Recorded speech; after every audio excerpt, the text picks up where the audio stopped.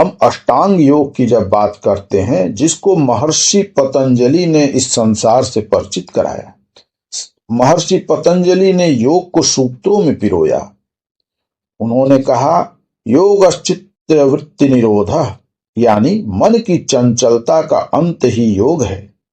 उन्होंने योग को 8 अंगों में विभक्त किया: यम, नियम, आसन, प्राणायाम, प्रत्याहार, धारणा, ध्यान और समाधि। यम का अर्थ है सत्य, अहिंसा, ब्रह्मचर्य, अस्तेय और अपरिग्रह। इसी प्रकार नियम का अर्थ है शौच, संतोष, तप, स्वाध्याय, ईश्वर प्रणिधान। आसन का अर्थ है शरीर को स्थिर और सहज बनाना।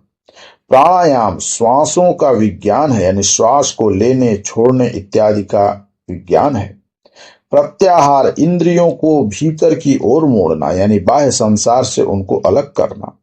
धारणा यानी ध्यान की एकाग्रता को ही धारणा कहते हैं। इसी प्रकार ध्यान निर्विचार की स्थिति है, जिसमें हमारे पास कोई भी विचार शेष न रहे, ऐसी एक अवस्था को ध्यान कहा गया है।